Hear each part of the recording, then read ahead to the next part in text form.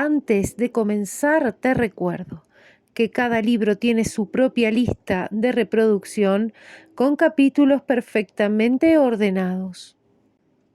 Jack y Jill, Louisa May Alcott, capítulo 12.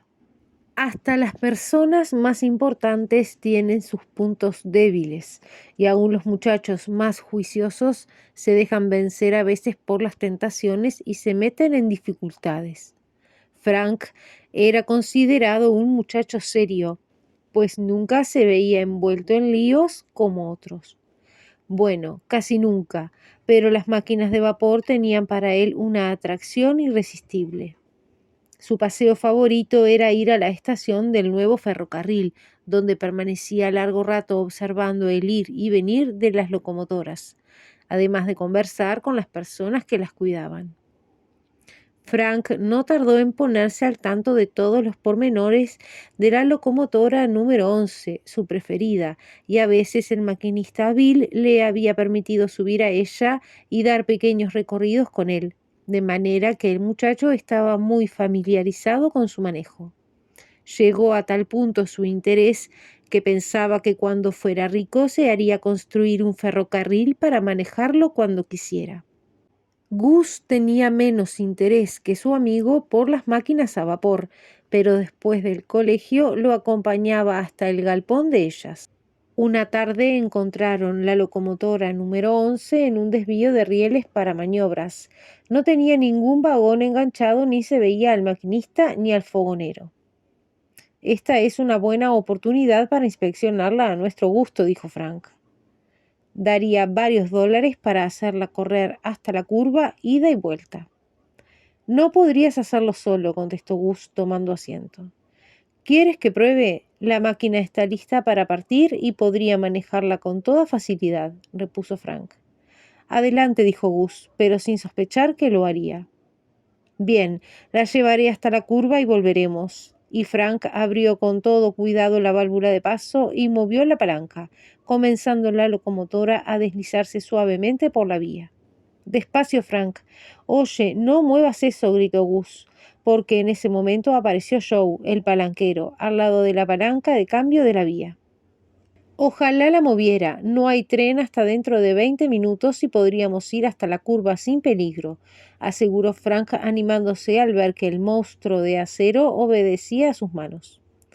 Cielos, Joe hizo el cambio. Para, Frank, gritó Gus, no salgas del desvío.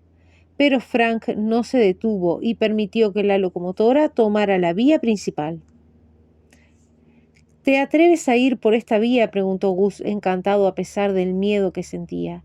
Sí, contestó Frank. Si tienes miedo, disminuiré la marcha para que tú puedas saltar. Saltaré cuando tú lo hagas, contestó Gus, más tranquilo. ¿No te parece magnífico? Gritó Frank cuando cruzaron el puente hacia la curva que quedaba casi a 1 kilómetro de la estación. No está mal, pero detrás de nosotros están gritando como locos. Será mejor que des marcha atrás si es que puedes, dijo Gus. Déjalos que griten. Dije que iría hasta la curva y lo haré. No hay peligro. Faltan 20 minutos para que pase algún tren, dijo Frank sacando el reloj del bolsillo. Pero el sol le daba en los ojos y no pudo distinguir con claridad la hora. De lo contrario, hubiera descubierto que era más tarde de lo que pensaba. Siguieron avanzando hacia la curva y estaban por tomarla cuando un agudo pitazo hizo estremecer a ambos muchachos. «Es el tren de la fábrica», exclamó Gus. «No, es el 540 que pasa por la otra vía», contestó Frank con un estremecimiento que le recorrió todo el cuerpo, al pensar lo que sucedería si se hubiera equivocado. Cuando terminó la curva, pudieron ver que por la misma vía venía un largo tren de carga. Durante un instante se quedaron paralizados. «Saltamos», gritó Gus. «Quédate tranquilo», ordenó Frank, y dominando su temor, lanzó un pitazo de aviso para retardar al otro tren, mientras movía las palancas necesarias para frenar y dar marcha atrás y regresar a toda prisa al punto de partida. Allí los esperaba un grupo de hombres enfurecidos. Al detenerse la máquina bajaron pálidos y silenciosos. mientras el tren de carga pasaba estrepitosamente por la vía principal. Frank y Gus nunca tuvieron una idea muy clara de lo que ocurrió durante los minutos que siguieron. Vagamente recordaron que los habían zamarreado, insultado y amenazado. El jefe de estación los expulsó prohibiéndoles la entrada al lugar. Joe había desaparecido y los dos culpables se alejaron tratando de caminar muy derechos, aunque la cabeza les daba vueltas. Cuando se alejaron, Frank dijo con tono desganado: «Vamos al lago a descansar un poco». «Creo que esta escapada nos traerá más de un disgusto», replicó Gus. «Espero que mamá no se entere hasta que se lo cuente yo mismo.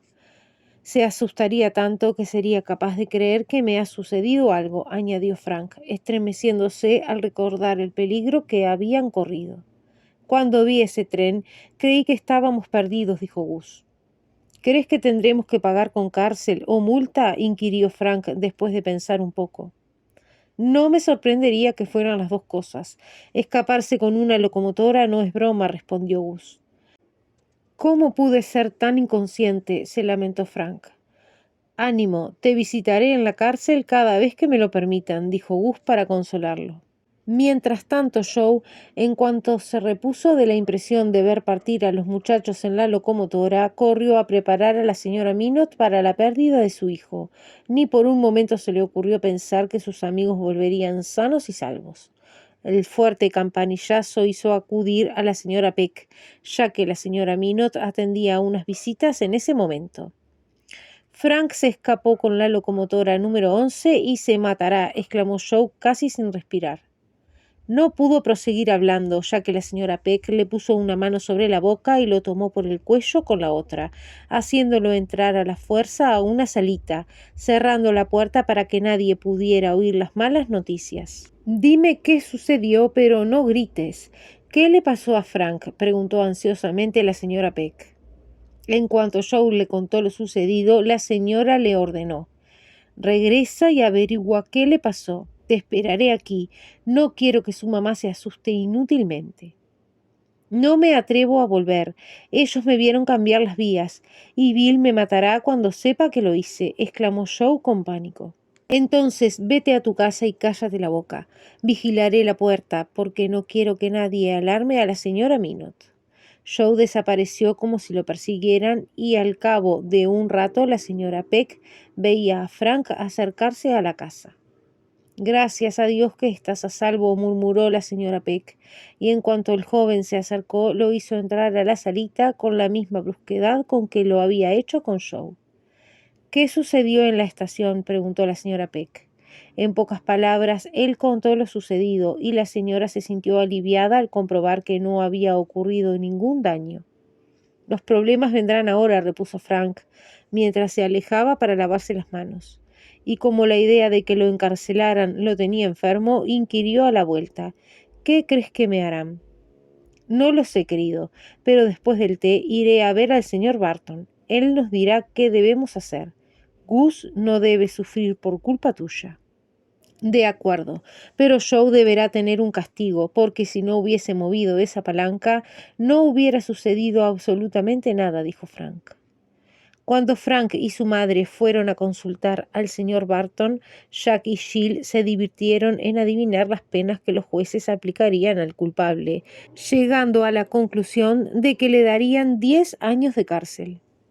Pero se decepcionaron cuando regresaron diciendo que quizás solo pagaría una multa. Aún no se sabía qué le sucedería a Joe, pero opinaba que, además de un castigo, debería recibir una buena tunda.